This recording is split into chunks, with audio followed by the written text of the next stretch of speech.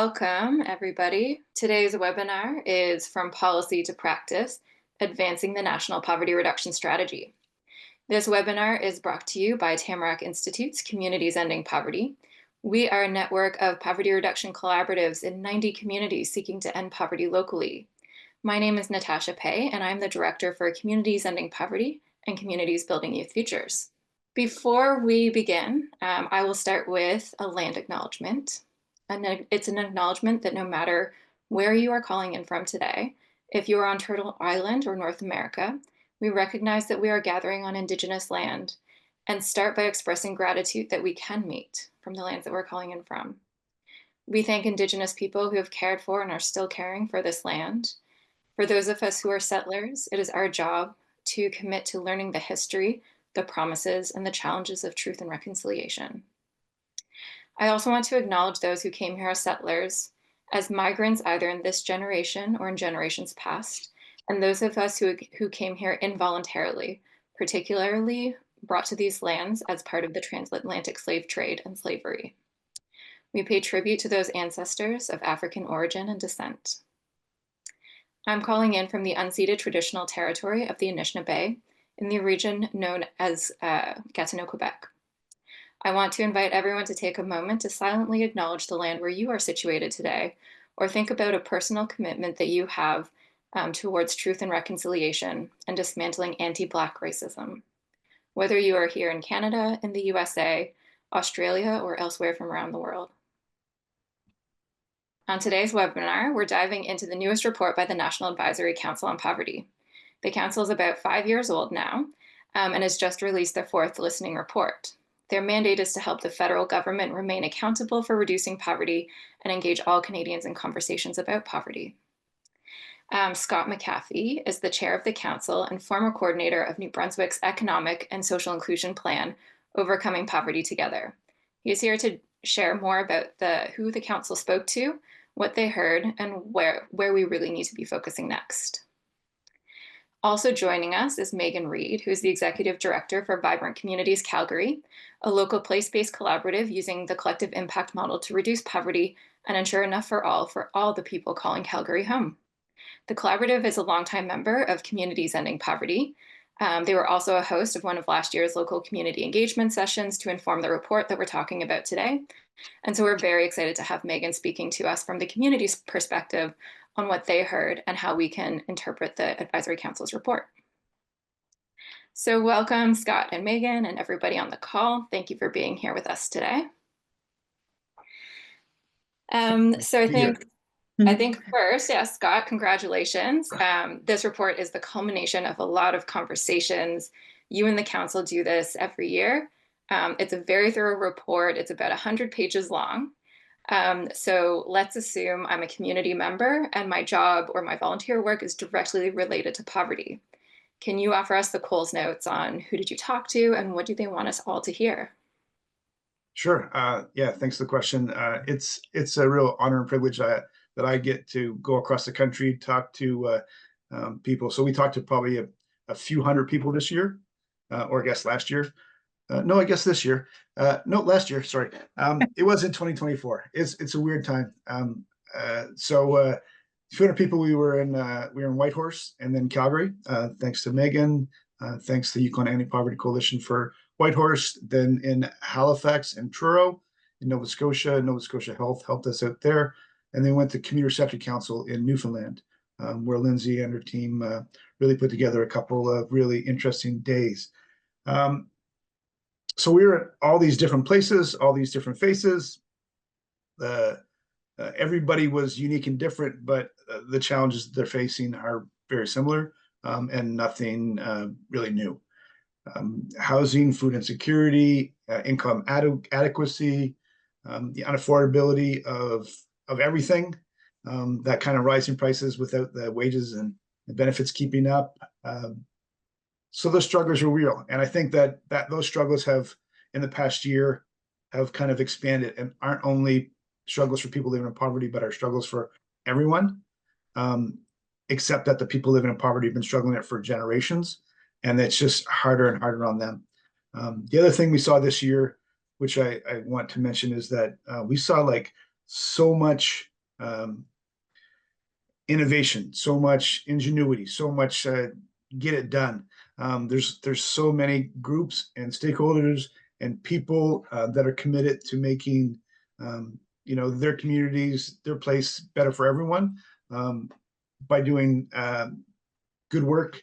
They're pushing them up against the darkness and that fear and that hatred and that kind of despair that we also saw this year. There's a lot of hopelessness out there. So we chose to make our report accurate, but we also want to make sure that the light came through and that there is a lot of light out there and that there's a lot of great people working very hard to continue this trend of making Canada a better place for everyone. Thank you. And Meghon, I think you and VC Calgary and your partners, you're some of those people. So as Scott mentioned, you were at the Calgary session. What did you hear? And did you find that it was much different from what you heard in Calgary as the national report provided a picture? How are the partners reacting to it? And was there anything you were surprised by? Mm-hmm. To Scott's point, I would say there weren't a lot of surprises because across the country, we're dealing with a lot of the same challenges. There is a local context, though, which I think that the report captures, and I think that's the beauty of the report, is it can capture the national level picture and then also understand some of the unique challenges of a city. So in Calgary, we are among the highest of our income inequality every year. And when there's affordability issues, it does tend to affect people in lower incomes in a bit of a harsher way, I will say. And people who are coming from places with high income inequality will really understand that. And Calgary is also the city that has had by miles the largest immigration over the past couple of years. And so knowing how to expand services for a rapidly growing population, rapidly growing need, I think we're kind of local to our context. And as Scott said, certainly the partners that we worked with here are meeting this challenge with a lot of innovation and agility. And I would say one of their superpowers across the board, so we visited Momentum, an employment agency, Trellis, which serves just communities and children and families, the Alex, a community health center, is that they are all focused on policy and policy change and have really made a lot of space for that. And that's helping them navigate not just the long-term challenge, but also in the short term, money and communicating urgency as well. So I think that the report sort of captured the spirits of all of that.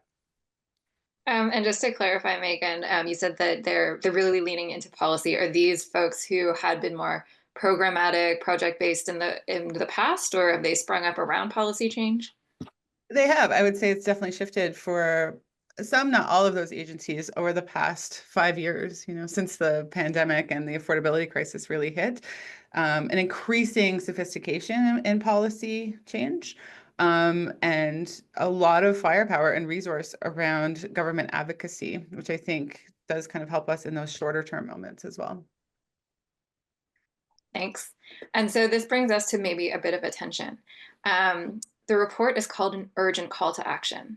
So pulling out some of the statistics in the report, in 2024, 1 in 5 people were living in Canada, about 20% relied on some kind of charity to meet essential needs. So that's food, shelter, clothing, etc.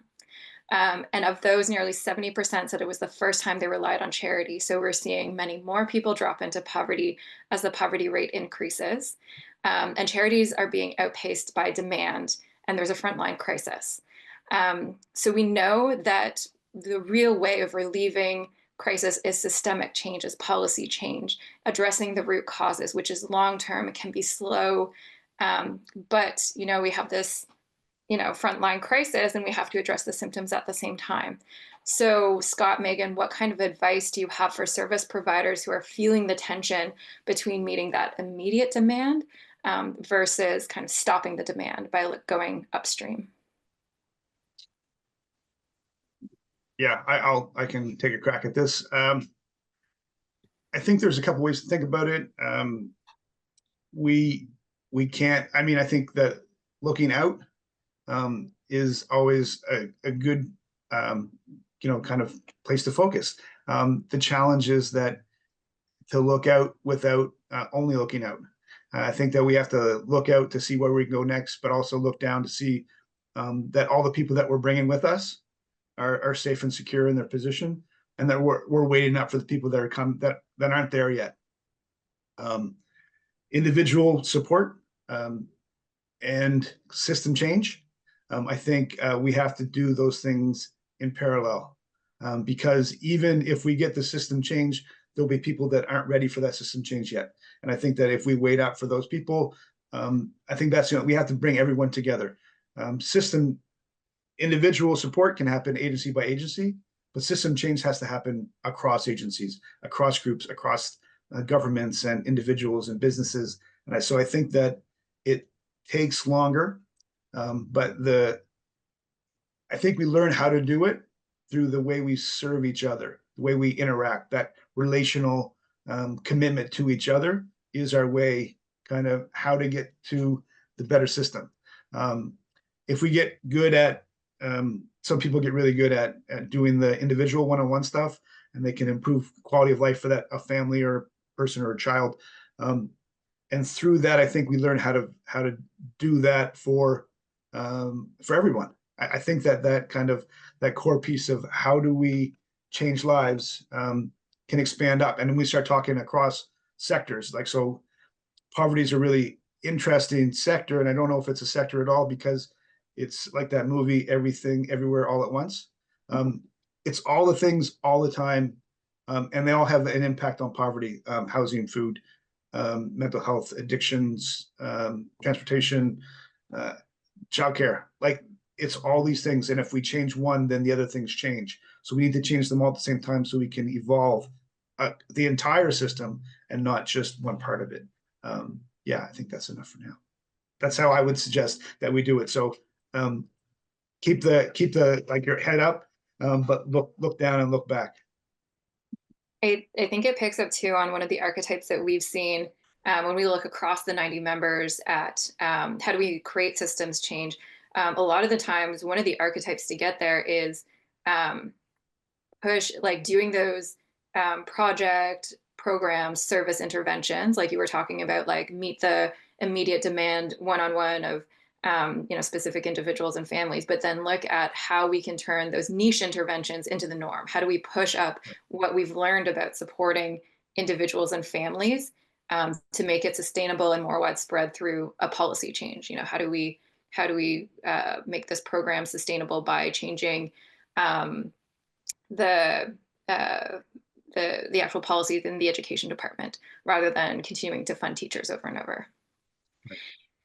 Meghon, you and your partners are living this tension.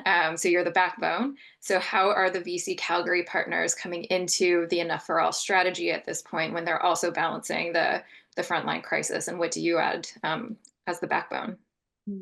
It's a really good question. And it's fair to say, I mean, it's obvious that the demand that frontline service providers are accommodating right now feels unprecedented and probably fairly overwhelming. And so we've really changed. I think this is an important point. Like VCC, and I think a lot of other backbones have really changed how we organize and how we lead and convene and develop policy, because we used to have the luxury of a lot of time of a lot of people before things got this urgent. And we recognize we don't have that time. And I think that time really allowed us to have a lot of conversations, to do a lot of consensus building, to keep reaching out and out. And what we've heard is that there's a lot of burnout at these organizations. And through an evaluation, we learned, like they said to VCC, just take that leadership role, take it. And that's not something that collective impact organizations or backbones are used to doing, but it is a practice that we've really changed as well, because we've realized we really need to carry a lot of the weight of the inability for people to dedicate a lot of time to policy and systems change, and then to feed back to people an almost finished policy brief, for example, and say, how is this resonating with you? How does it look? And to sort of get the information that way.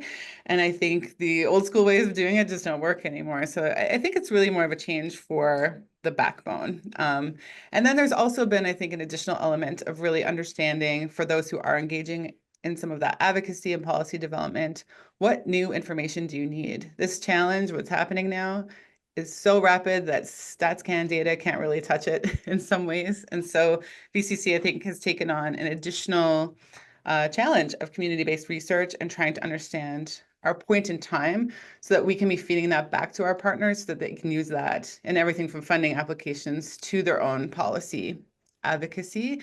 And so that's something that's changed as well. And I think it's worked, and we've heard feedback that this approach is really working, even though it's very different. But I would say it was uncomfortable for us to step really into that sort of leadership position, 4 or 5 years ago when this started to happen. Yeah, it almost feels like the thing that we've been trying to move away from is the just feedback, input kind of thing. So do you have a sense of what kinds of things needed, what were the preconditions for the community members to be able to say to you, like, hey, can you just run and do this, and we'll offer the feedback? Mm-hmm. I think it's a track record of trust. So those relationships do not happen overnight, and you have to go into a scenario like that with a high degree of trust. I think there's a precondition around success as well. So, have we been good stewards of framing this conversation in the media? Have we been good stewards of balanced policy solutions? Have we been stewards of reliable data? So we did have that background to come into it. I think it would be very difficult if we didn't. But again, the work is really about relationships, as we know. And so it would have been way harder to take or assume that role if we didn't go into that with a high level of trust.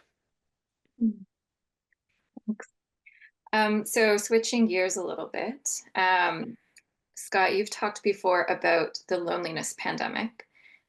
We know it existed before COVID, but it was really exacerbated by COVID restrictions and our expanding of the virtual world. Some people are noting in the report that economic hardship is leading folks to focus on their own families and communities, and bridges between communities are eroding. So our theory, and I think we share that theory, is that community connectedness is essential to deal with these issues.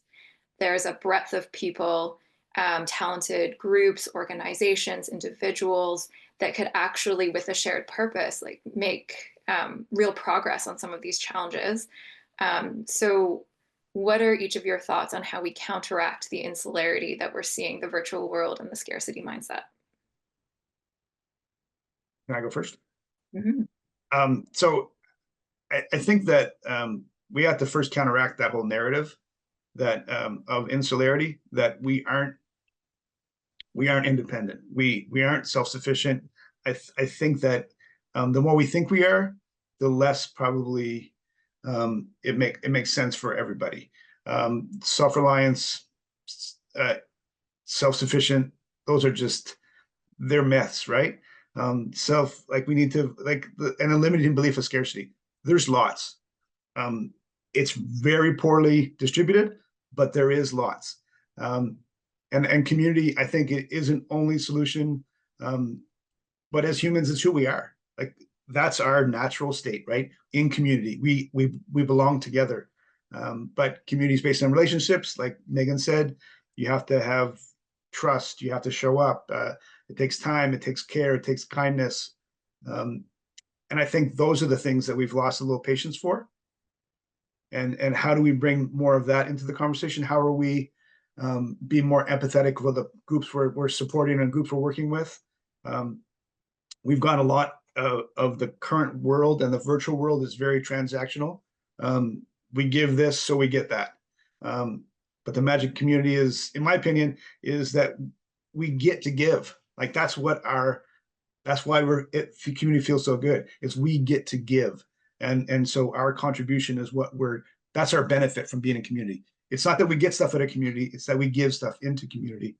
And then when we receive attention or advice or care or love or whatever else it is that we get from community, that's actually us enabling somebody else to be rewarded. So I think it kind of flips that idea that we're in this thing separate. And I think that myth or that narrative is pushed by a lot of people for not so great reasons. Because I think if we're separate, we're easier to control. But I think we're together. I think we're interconnected. I think interdependence is actually preferred state. How do we do more of that? So I think community is the answer, but I think we have it. I think we just need to recognize it and lean on it a bit more, and really be open to accepting what it has to give and committing what we can to it. And I'll get off my soapbox. Can I ask one follow-up question? Sure. How might that look from a practical point of view, that care, that patience, that giving back? Can you point to anything in the consultations or with the New Brunswick strategy or anything that you saw? Yeah, I mean, I think that Meghon brought up a great point when she talked about being a good steward, right? Or a good like trust is just, you know, care in action. So we know that people, if Vibrant Communities Calgary has taken care of the people that are in their circle, they trust them. So they've given them stuff. They've given them knowledge, and they've given them capacity, and they've given them autonomy, and they've given them all this stuff. And so then that care comes back to them as trust. So I think that there's ways to position that care in community, but I mean, we care if we care about stuff, and then we care for people. I think those are the two big pieces now. And I don't know if anybody on this webinar would be here if they didn't care. So I think that's part of it. But yeah, and then find your community. Like, it doesn't have to be virtual. It doesn't have to be physical. Like, you know, it can be book clubs and like, you know, hot breakfast clubs or breakfast programs for your school, but there's so much community to be had. That narrative gets people to look inward. And then when we look inward, we're just, it's boring, it's lonely. Like, we need to get out. We need to contribute. And a lot of people living in poverty are told that they don't have anything to contribute, and they're takers all the time. I think that as organizations, we have to find ways to enable people to contribute, and make that space so that they can find themselves together more. And yeah, it's just a better way to be, I think. Scott, Meghon, how about your thoughts? Loneliness is something we've been thinking a lot about at VCC for a few years now.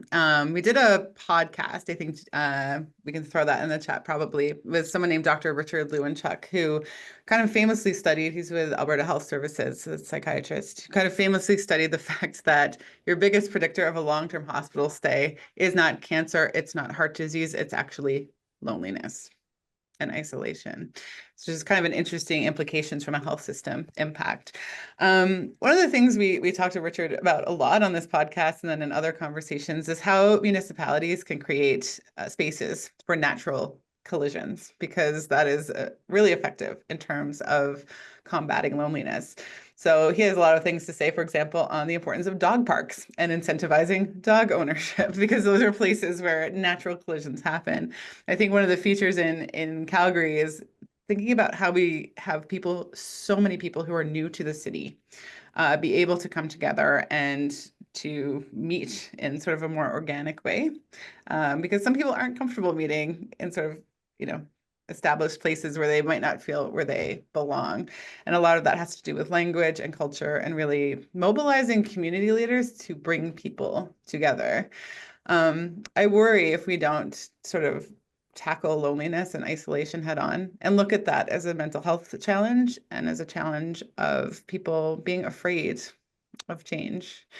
That the instance of polarization just keeps happening and happening. And for all of us who convene people together, this should be on the priority list, really, I think, in terms of, okay, how do we bring people in a balanced and gentle way? And everybody, not just the people that think like we do, for example, on this call. So it's something that we think about a lot. I think Tamarack's strategy is going to be fantastic. And there's really cool strategies in the US, in the UK, about how they're doing this at different orders of government, because you can get at some of this through policy as well. That touches my heart as a dog mom. I spend a lot of my time at dog parks and running into neighbors, and I've never felt so much a part of the community as when I have a dog. So Meghon, you talked about thinking differently. The report also calls for a decolonized approach. Indigenous and racialized people, particularly Arab, Chinese, Black people, are overrepresented living in poverty. Our colonial thinking, policies, and systems perpetuate the inequality. You guys have done a lot of work in Calgary with your partners around equity and reconciliation. So can you tell us a little bit, what can decolonizing look like when it comes to community-wide poverty reduction efforts and systems change? And what might other communities and the government be able to learn from your experience? I think it's a really complex question in a lot of ways, and there's a lot of ways to come at it. Like, I think we've really changed how we look at data and how we collect data to help, and with experts who know far more about this than us in terms of using race-based data, for example, to really understand not just who's here, but how they're experiencing the city. Because we need to move beyond some of those numbers and statistics. I will talk a bit about, though, some of our work on the more reconciliation side. So in August of 2023, we were gifted with a Blackfoot name for our Enough for All strategy called Iskanejetsi. And you sort of don't get there overnight. That was a result of several years of relationship building and accountability to the members of Treaty 7, to our surrounding nations, to the Indigenous people of this land where we are so fortunate to call home. So the first point there is the long game of it. I know we talk about that a lot, but that relationship happens over 1,000 cups of tea, is what a member of my staff says often. And that is incredibly true. That's nice. We have that strategy, but then what? There's those further accountabilities. And I think there's something about everything we do, questioning how is this impacting equity denied group, for example. So when it comes to Indigenous work, this could be everything from questioning CRA policy on gifting and tax exemptions, for example, right? There's not a lot of people necessarily advocating for that. Let's talk about it. It's looking at how some of the jurisdictional football right now that's happening with housing dollars is uniquely impacting Indigenous communities, might be another example, and building that into policy frameworks and not just sending that over to the Ministry of Indigenous Affairs, because that's something that happens a lot too, that kind of integration.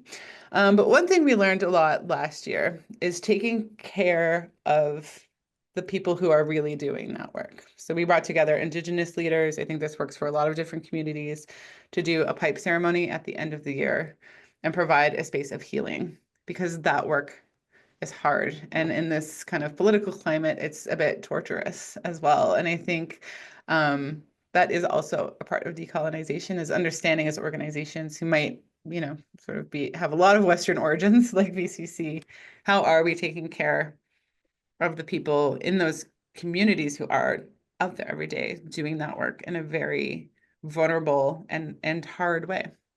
Yeah, and I think, a lot of what you were saying in that too goes back to what we were talking about in relation to the loneliness pandemic, care, patience, trust, relationships. Mm-hmm. Absolutely. And sometimes the outcome is that people feel better, right? The people that you work with who are doing that work, that they feel better. That's a really important outcome in this long-ranging systems change work. And so I think there was a real lesson for us in the impact that some of that caretaking had, in addition to the policy work and the research work. And it's something that we want to continue momentum on here as well. Got anything to add? Yeah, I think that as a organization, as a country, as a community, all those things, I think we have to challenge the idea that every time colonization is confused with culture, we have to challenge that. So instead, that's just the culture we have. It's economic and cultural and social exploitation. That's what colonization is, right? So someone's putting their thought of what's right on everybody. I think we just have to question this. And what we've heard lots of times is like people bow down to systems. I can't do it because of this, or I can't do it because of that. The access is bad, or it's not available, or it's like, it's not adequate enough, or I don't know about it. Like, so all these things are the system's challenges, not the people's challenges, the system's challenges. So we have to start think of the system that the people own those, and they're supposed to serve the people. And so the people that organize this, a lot of the culture, but the systems that we work under today, those systems work really well for them, but they don't work at all for a lot of people. So we have to figure out and call it publicly or politically, or we have to rise up against those oppressive systems, because that's what it is. It's they're putting people in places that they don't deserve, and they're just people, but their system is based on having a cohort of the population be subservient to the rest, and it's not fair. It's not nice. It's not right. So we need to kind of figure out that, because the people that built the system built it to serve them, and in that system, it doesn't serve anybody else. Thanks. Make sense? And just coming back to the, like, how do we start? Where do we start? Meghon, you mentioned 1,000 cups of tea, and I think you've both done a fair share of hosting, thousands of those tea meetings. Any suggestion on where do you start? Like, if you're having the first 1 or 2 cups of tea, where do you start? How do you start?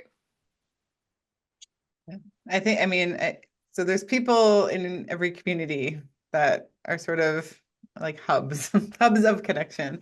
So I always say never start cold. Like, start with the first person you know who's doing great work, and actually ask them who you should be talking to.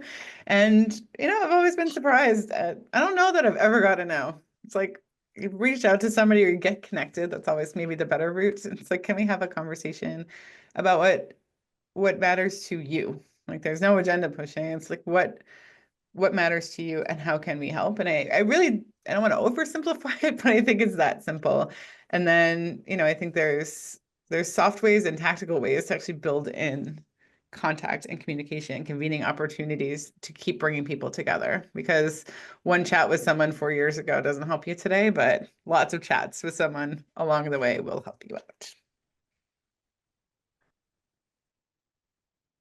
And Scott, anything to add from your experience? Well, I think that conversation that Meghon's talking about, what are you interested in? What's going on with you? That I think that's the way in. I think, how can we help? Another great way is, can you help me? Like, I'm struggling with this thing. I don't know. You have a unique perspective. How can you help me? We help each other. That's kind of how we get through, right? So I think those opportunities to help and to be helped are important to nurture. But relationships, start small, start warm, like Meghon said. But if you're getting passed on, you're getting connected to somebody else through somebody that they know. That trust kind of carries with you a little bit, at least. I always talk about shared street cred, that you have. When you bring that person with you, or you bring their name with you, then they thought you were important enough to share with their network, and they thought your network was important enough to share with you. And then they step out, and then it's up to you two to figure out how you belong together, and then you keep building on that. But who else should I talk to? I think that's a great way to add every conversation, because you're building your knowledge base, and you're building you're building their network, you're building their capacity, because people start thinking of, oh, there's someone that can put me in contact with different people. And so I think that's kind of how but that's just all relationships. And I think that's really the key. Relationships of reciprocity. I think I'm hearing trust, meeting people where they're at, and connect with the connectors. All right. One last question, and then we'll come to the questions box. The National Poverty Reduction Strategy is about the federal government's involvement, but more than just the federal government's involvement. Scott, in previous conversations, you've described it as more of a collective impact initiative for the entire country. So the advisory council is the backbone. You help to coordinate engagement or listening sessions. You amalgamate with the community, particularly what people with lived experience of poverty are saying across the country. You do the sense making, communicate it back out. The other partners are all of us. Provincial, territorial, and municipal, local and regional governments, kind of working in the gray zones, looking for the overlap that we can work on, plus nonprofits, public services, business, all trying to pull in the same direction. Though a lot of the recommendations in this report are what the federal government can do. So how can communities read this report? How can we get into it, understand what's being asked of us or told to us? And how about just like the individual concerned citizens? Yeah, so I think that there's a couple things. So the mandate of the council is to provide independent advice to the federal government through the Minister of Family, Community, and Social Development. The second piece is to report annually on the progress towards a 50% reduction of poverty. And the third piece is to have an ongoing conversation with Canadians about poverty. So I think that within that, there's kind of 3 action items that you could take away as a community. I think one is get informed about what's going on in your community, and then share what you know and what you care about, and what you're willing to do to so that and do with others, so we can do something about whatever it is that you care about. Have a goal in mind. So we need to know what we're doing. So a common agenda, figure out what brings you all together, say it loud, share it, work collectively and tirelessly towards it. And then the third piece that from our mandate, I think that we can kind of take away is that we need to involve the people that are living and most impacted by the efforts, keep them at the heart of the effort. So that's talking to people living in poverty in our case. But if you're thinking about something as a community, then you should involve the people that are going to have the most skin in the game. If you write a policy and they'll live the policy for the next 40 years, because policy doesn't change all that time, then they should be involved in the original writing of the policy and the development of that thing and implementation and the evaluation of it. But as for the report, I went through, I was trying to like simplify the report into a few bite-sized pieces. So we should probably read the report, from left to right, just to start off with, just because that's how we read. I was just joking. That was a poorly dad joke of me. But I think there's some big messages in it and some key messages. Everyone needs dignity. We all need adequate income. Always work in parallel if you can, both in thoughts and action. So system change and immediate support. Everyone needs a home. Everyone needs food. We should make it easier to get what we are entitled to. We help people find what they need, support those that support others, make helping easier, get creative, find a way, do what you say you're going to do, listen, then act, make plans, enable equity first, and then think about equality. And how can you do any or all of these things with what you have where you are? I think that's nutshell. I'm in a nutshell. Meghon, how do you and your partners read these reports at the community level? Yeah, well, as a team, like we're always pretty excited when it comes out. We were really excited this year because we were referenced in it, and had that lovely time with Scott and other members of the council. At a very tactical level, we actually, as a team, go through that report and map it to our current strategy. So, what is this saying that reinforces what we're doing? What is this saying that we need to think about or add to or reach out to somebody else who is referenced to sort of enhance our practice? And is there something here we're not thinking about at all? And every year there's things that fall into those 3 categories. And then I think we've taken it upon ourselves at VCC to then be almost like the knowledge translators of this report where it's helpful. So we co-chair and backbone something called the Social Policy Collaborative. It's a number of really large agencies in Calgary who collectively come together on proposing social policy at all orders of government. Is there something here that will bolster our policy asks in cases that we can leverage? We send it to those decision makers and politicians and staffers who might need some more evidence, right? That this isn't just an Alberta problem or a Calgary problem. It's a Canadian problem. Where it's appropriate, we share it in community, but again, with that knowledge translation to say, like, it's not just us. And I think in any city or rural municipality or anywhere, you can feel like it's just you that's experiencing something.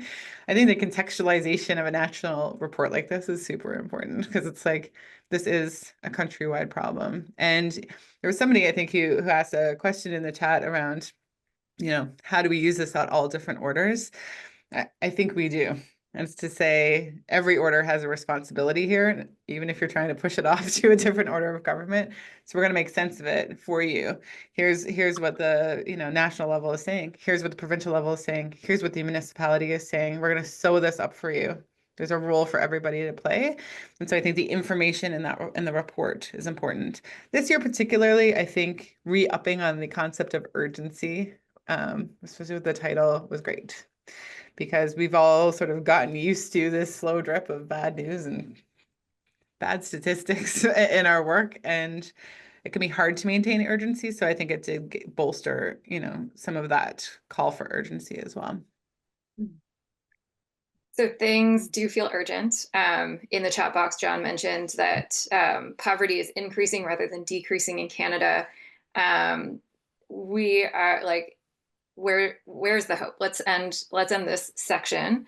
Where's the hope? Meghon, Scott, you're here because you see hope. VC Calgary continues, these reports keep coming out because we see hope. So where do you see the hope for the future? Ben, go ahead. There is hope, right? So even here we have examples of things that have gotten better. Housing has gotten better, and that is because of years of advocacy to increase supply, to make it easier to build. That has happened in the city, particularly over the past few years. And again, with every order of government, we were building maybe close to 3,000 1- and 2-bedroom units a year. This past couple of years has been over 10,000. We're actually seeing rents come down. We are seeing supply jack up. Like, it is working.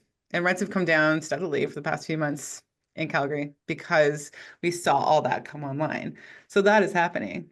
We recently released our community data dashboard. I think link for it will show up in the chat, but it shows that asset resiliency in Calgary is better than the national average, and it's getting better for Calgarians. And that's because of the work of a lot of financial empowerment agencies that we can track to the origins of policy and advocacy. So we see it working. Like, it is working, and I want to be sensitive to the fact that people in our communities don't always feel that way. There's this kind of big gap between on paper working and feeling like it's working. I mean, we always have to be sensitive to that in our work. But I think there's a lot of examples like that.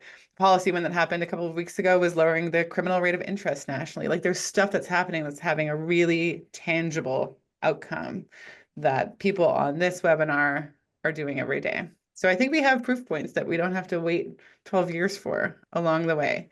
And the other thing we try to foster from a cultural perspective in our office is that we are incredibly privileged to be stewards of hope. Like, if we aren't, how on earth can we expect people in far worse conditions who are not making salaries, who don't have health benefits?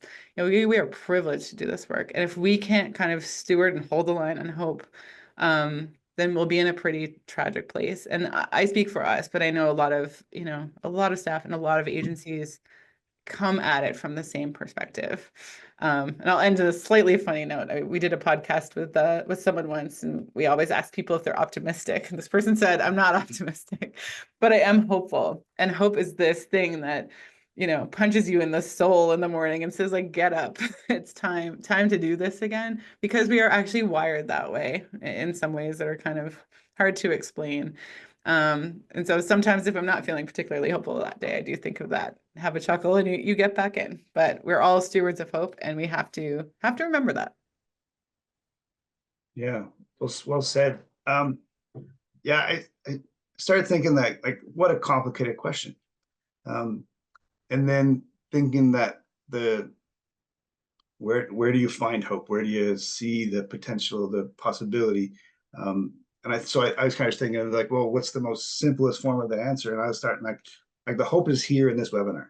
Like, that 163 people are listening to this right now, and they're thinking about what they can do.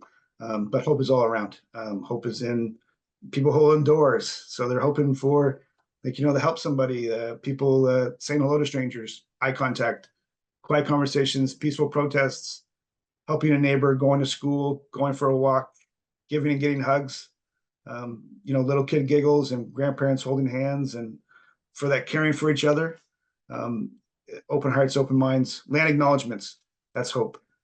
Smudge ceremonies, that's hope. showing up for each other. I think that's very hopeful, because it's just we need to share it more and acknowledge it more. But I think that's what hope is. I think that all these things that we do are based in the belief that that things can get better, and that we are making we're making our world a better place. And if we all make our world a better place, then we can make the world a better place. And that's, I think that's very hopeful. But that's kind of how I approach that question. Thanks for sharing that.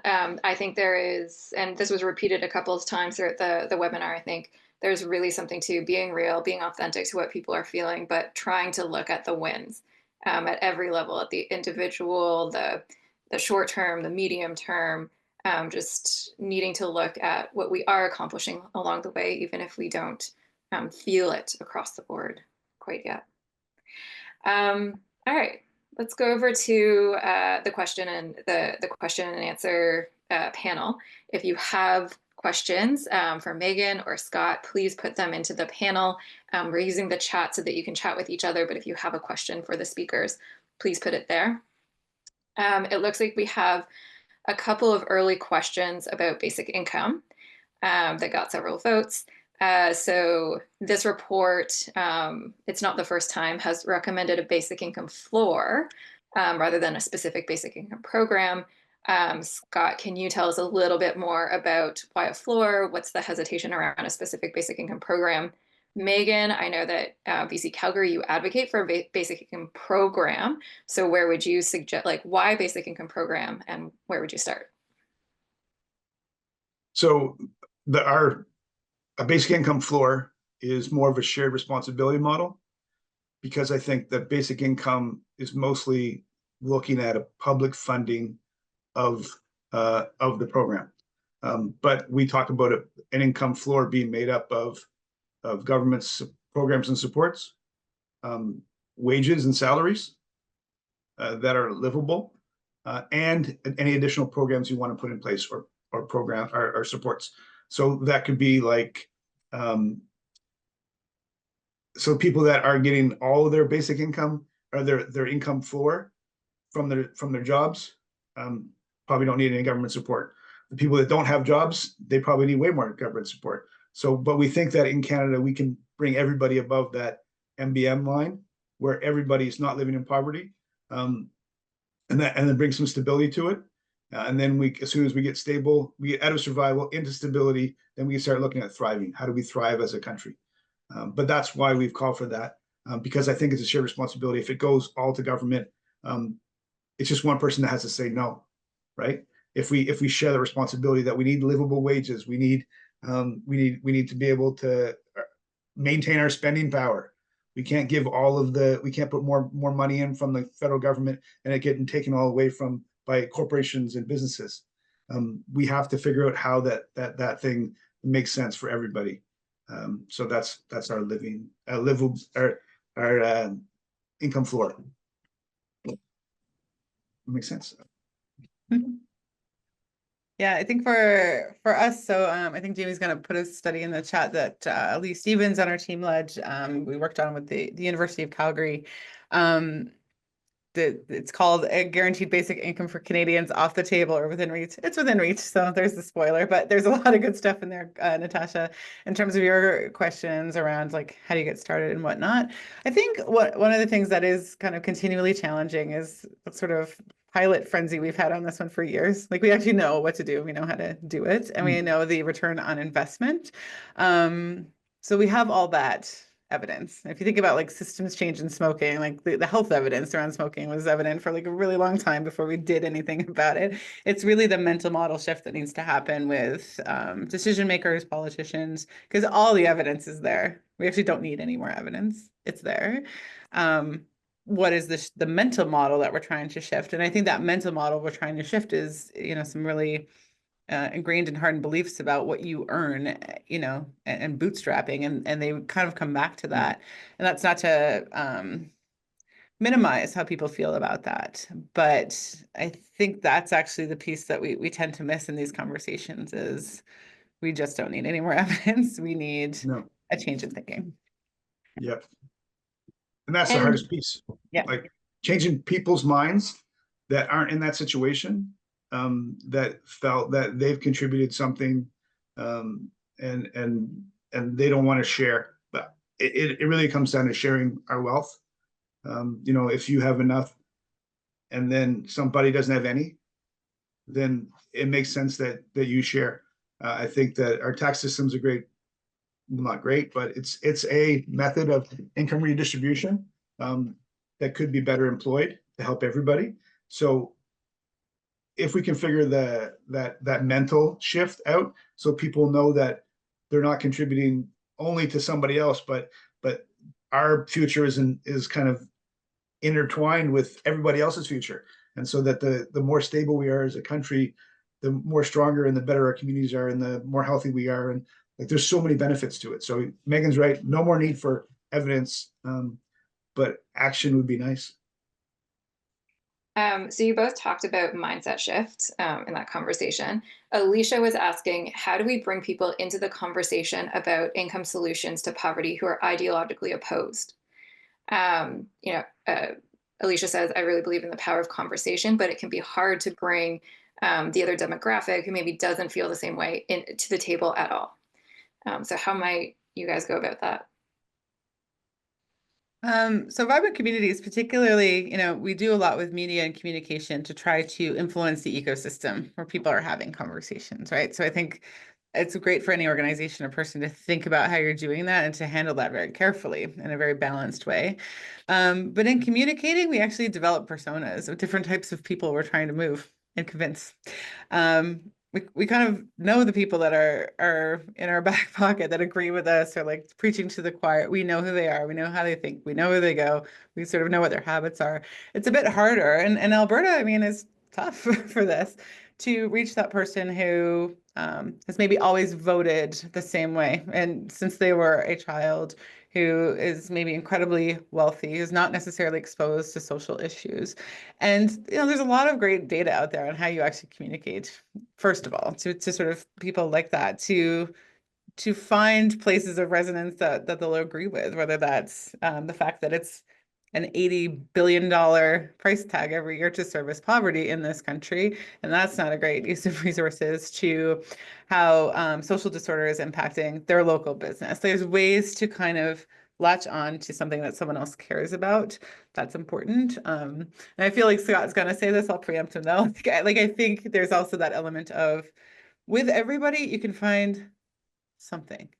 Just something to start from that one place. It's like negotiation 101, which is, I want Calgary to be a place I like to walk through every day. Do you? Yes. Okay. And then you sort of just start to build from there. So I think that there's those macro communications ways to do it.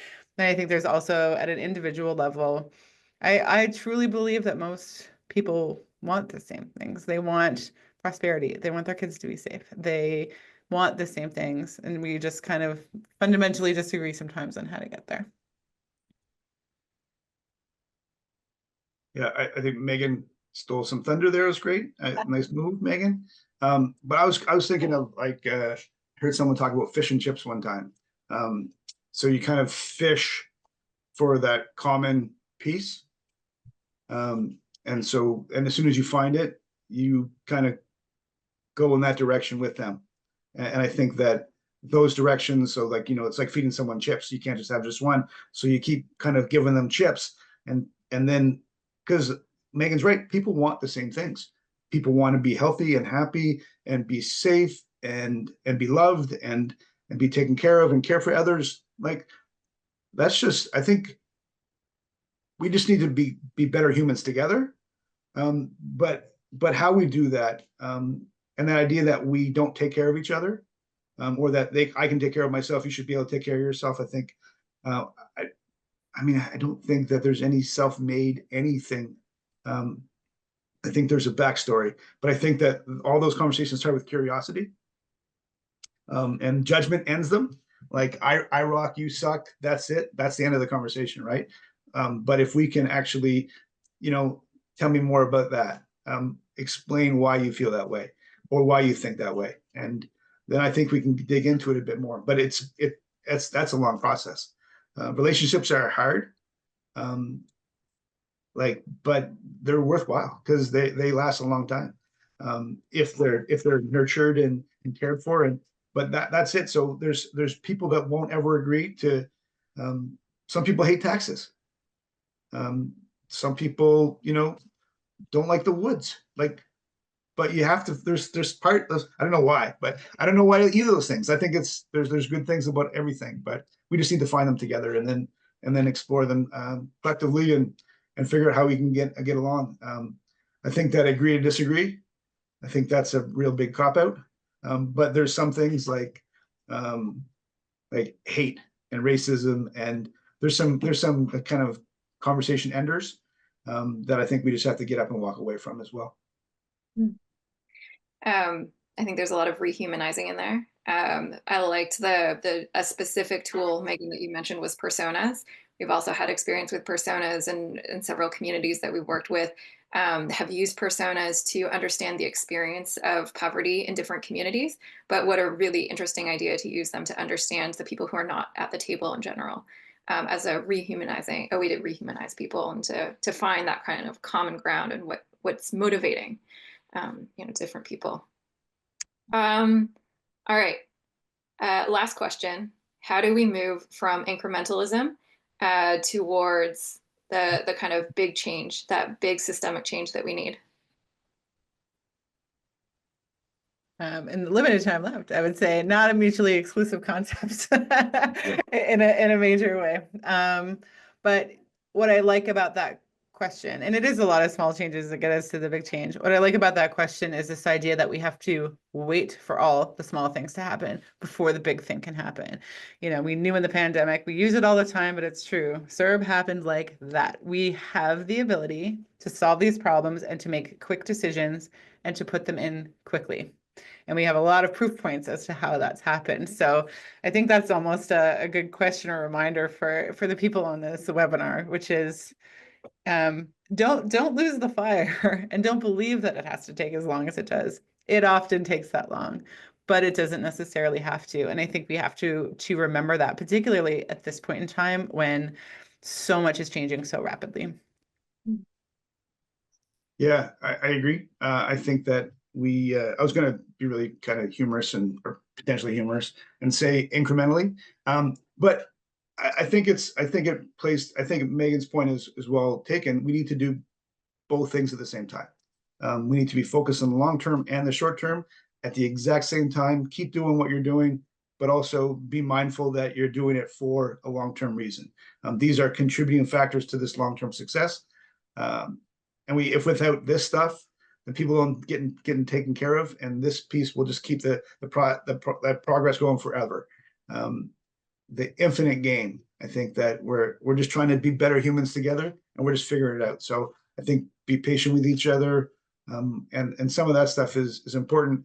We need to figure out why we're doing this stuff. I think that if we inherently know that why we're doing these things and why individuals do stuff like this, and why the little things make the big thing, but the idea of stopping little things to do something giant and huge and like a revolution, that's we're talking about evolution versus revolution. So we want to evolve what we do to get this where we want to go. But if we just stop what we're doing completely, so many people are going to get hurt, and so many people will suffer in that process where you get to revolution. And that revolution ends up with one way, but whoever's kind of in power gets to decide where the revolution ends. But if we all collectively get to decide where the evolution stops. Thank you so much, both of you. I heard a lot of, we need to be able to hold two things at once. A lot of connecting with one another, building relationships, rehumanizing. And I think these are such hopeful messages, things that all of us can do. So thank you so much. Just a couple of closing announcements. For folks on the webinar, if you enjoyed today, you might also be interested in some of the upcoming learning events that we have, including workshops and webinars like this one on February 26th. There were lots of questions about basic income. We'll have Sheila Regier, Tracy Smith-Carrier from the Basic Income Network, and Josh Smee from Food First Newfoundland to talk about some of the most up-to-date findings on basic income from across Canada, stemming from last year's Basic Income Summit in May. So you can find our full lineup of workshops and webinars at thelearningcentre.tamarackcommunity.ca. If you are nodding along with the conversation on belonging and polarization, we are gathering signatures for a pan-Canadian strategy for belonging. We need policy and investments like we talked about today, such as the poverty reduction strategy to nurture places and belonging at all levels, from federal to local, to rebuild the fabric of society and reduce feelings of isolation and loneliness. So you can join the movement by signing this pledge. We're 985 signatories already with a goal of 1,000. So you could actually be the person who helps us get to that 1,000 signatures. If you are in a small, rural, or remote municipality under 30,000 people or First Nations and have an upcoming infrastructure project such as housing, transit, or parks, you might be interested in the new Climate Ready Infrastructure Program. It's a free match between your government project and technical experts who can coach you on embedding a climate adaptation lens in your infrastructure project. So for example, a LEED certified affordable housing build, which can help reduce energy costs for individuals and greenhouse gas expenditures for the planet. It's a great example of alignment between different levels of government and the collective attempt for Canada to meet our SDG commitments. And finally, your opinion is important to us, so we invite you to tell us what you thought of this webinar by answering a short questionnaire that Jamie will put in the chat box and that we'll send to you after. In a few days, you'll receive our follow-up email, which will include a link to the recording of today's call, as well as the learning opportunities mentioned and the resources that were in the chat. So thank you again for joining us today. Thank you so much, Scott and Meghon. And we look forward to talking again with you sometime soon. Natasha, can I say one thing real quick? Sure. We're coming this year. We're going to Winnipeg, Scarborough, Quebec City, Lévis, Fredericton, and Campbellton. So if you live in one of those places and you want to be involved, reach out. And Meghon has my contacts. So appreciate it. Thanks for the shout out. Thanks so much, Scott. We'll include that in the follow-up email. Perfect. All right, take care. Have a good day.